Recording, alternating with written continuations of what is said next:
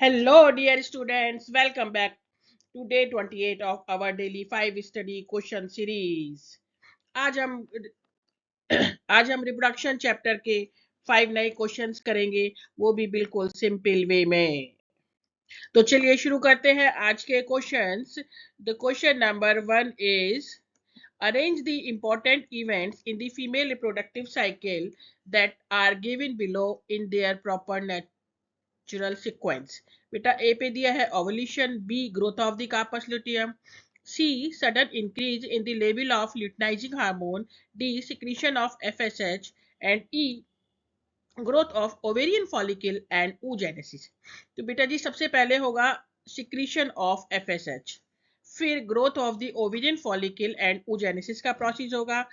After that sudden increase in the level of luteinising hormone, LH increase, LH surge भी बोलते हैं हम इसको, उससे क्या होता है बेटा ovulation, then growth of the corpus luteum. तो हमारी जो सीरीज बन गई वो क्या बन गई बेटा, पहले हमारा D, then E, then C, then A and then B. Question number 2 is differentiate between vas differens and vasa efferentia. Vas differens and vasa efferentia में difference है। vas differens arise from epididymis and open into urethra, and vas efferentia arise होती है बेटा रेटी testis से and open into the epididymis. Vas differens conduct the sperm to the urethra and then to the outside, and vas differentia conduct the sperm out of the testis, जो testis से बाहर लेके निकल आती है sperm।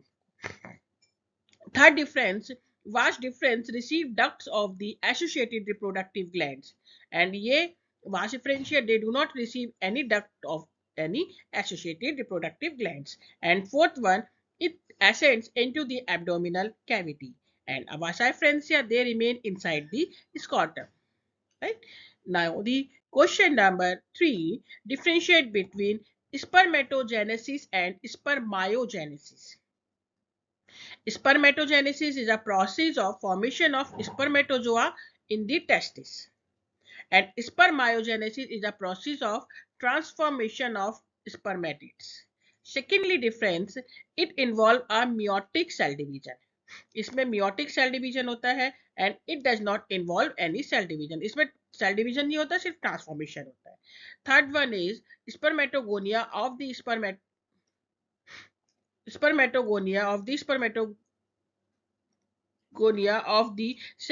seminiferous tubules are involved, और इसमें Sertoli cells of the seminiferous tubules are involved.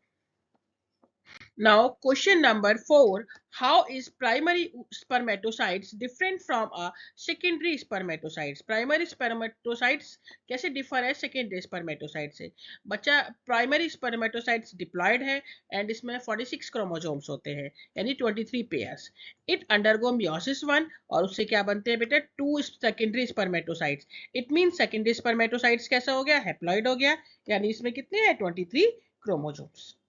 It undergoes meiosis second and forms 2 spermatids. Now, question number 5, today's last question.